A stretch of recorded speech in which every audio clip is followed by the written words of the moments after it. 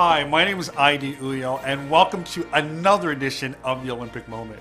Today we look at how television changed the trajectory of the Olympic Games, transforming them into the most valuable brand in all of sports. To understand how it all began, you'd have to go all the way back to Berlin 1936. Here we saw the first rather crude attempts at broadcasting the Olympic Games. Those 1936 games were transmitted in closed circuit to 75 television halls within a 9-mile radius of Berlin. There was an estimated total viewership of 162,000 people, and the Germans offered 138 hours of live coverage. At the 1948 Olympics in London, the games were broadcast to individual homes for the first time, with the BBC as the Olympic broadcast partner. But again, the broadcast was limited to the city of London and within a 50-mile radius of the English capital. It wasn't until 1960 that television really started to gain traction with the Olympics.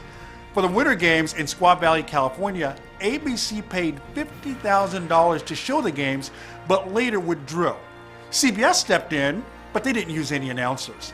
It wasn't until the Summer Olympics in Rome, 6 months later, that the love affair between the Olympics and TV really took off.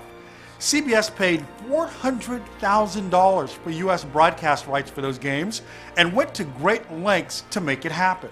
You see, tapes of the day's Olympic events in Rome were flown from Rome to New York every day and broadcast on American TV the following day. But Americans didn't seem to mind. Those games were broadcast in 18 nations around the world, and for the first time, the Olympic Games enjoyed broad distribution and were well on their way to becoming the preeminent global sports brand.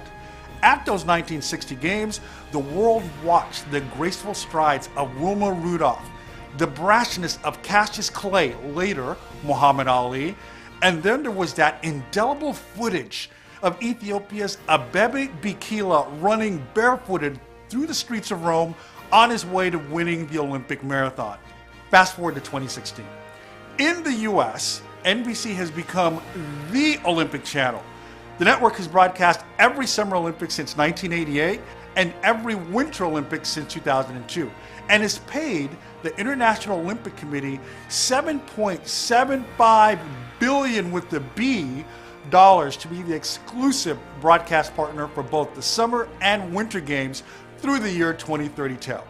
It's fair to say television made the Olympics, and the Olympics were made for television. My name is ID Uyo. Thank you so much for watching this edition of the Olympic Moment.